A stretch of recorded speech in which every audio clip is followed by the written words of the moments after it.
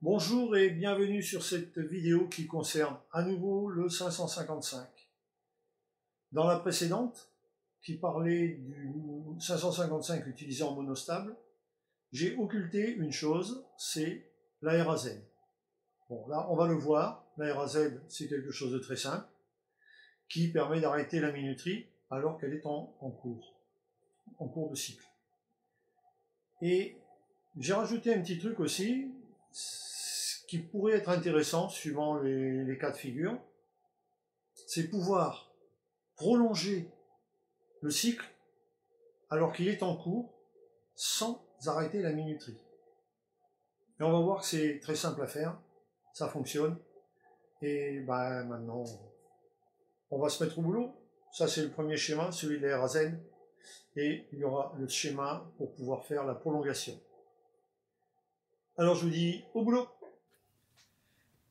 Alors nous voici avec le premier montage, celui qu'on a vu dans la vidéo du NE555 en monostable.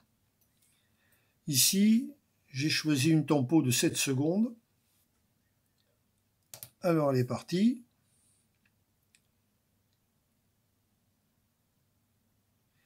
Et à présent, on va passer au deuxième montage, c'est-à-dire que là, on va permettre une RAZ du système, c'est-à-dire qu'on va arrêter la minuterie pendant son déroulement.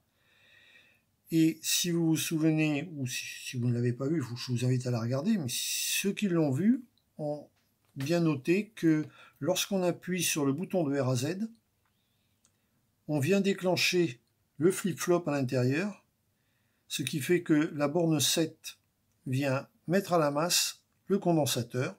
Donc on a bien, en même temps qu'on a arrêté la minuterie, on l'a en même temps réinitialisé, c'est-à-dire qu'on peut redémarrer pour un cycle ici de 7 secondes.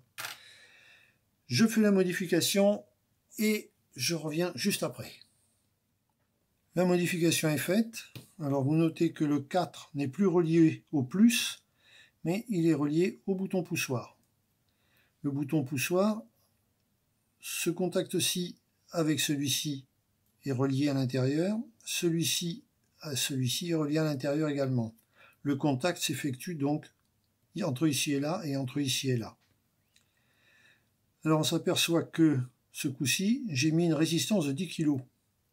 C'est simplement pour protéger l'alimentation, puisque lorsqu'on va appuyer sur le bouton poussoir, on va mettre directement le plus à la masse. Donc si on ne met pas la 10K, ça fait chpouf. Lorsqu'on va appuyer ici, on va déclencher également le flip-flop qui va resetter la minuterie, ce qui nous permettra de la redémarrer aussitôt. Donc ici, on a toujours nos 7 secondes. Si on tente de prolonger, on prolonge rien du tout. Au bout des 7 secondes, ça s'arrête. Mais maintenant, on peut l'arrêter et la redémarrer aussitôt pour 7 secondes.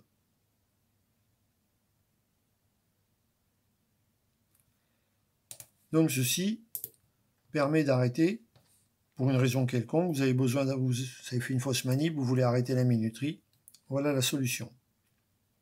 Mais c'est pas tout. On peut également prolonger la minuterie, c'est-à-dire pour éviter qu'elle s'éteigne, la prolonger d'un nouveau cycle. Alors je vais faire la modif et je vous montre ça tout de suite.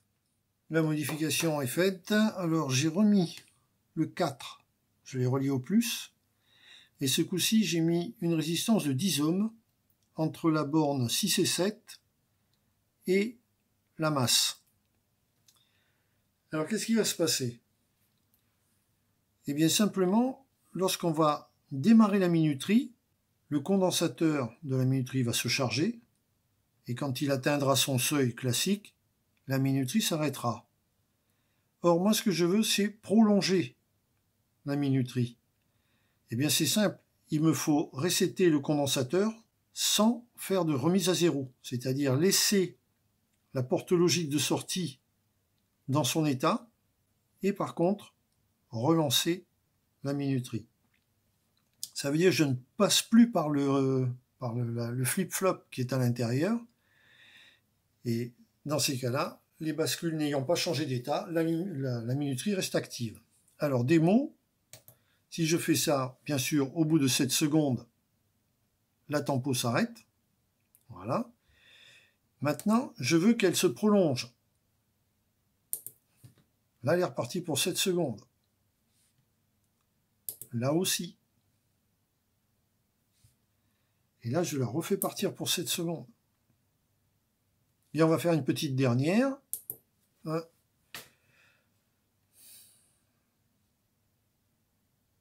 Et voilà.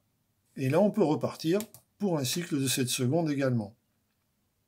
Donc, si vous avez par exemple une minuterie dans votre garage, je ne sais pas, qui dure, vous avez prévu de la faire durer 2 minutes, mais que ce soir-là, vous avez besoin d'un petit peu plus longtemps, vous rappuyez sur le bouton. Voilà, et avant la fin de la minuterie, vous appuyez et vous êtes reparti pour un cycle de 2 minutes sur votre minuterie. Voilà, c'était les 3 petites dernières choses que je voulais vous montrer pour vraiment terminer sur le monostable.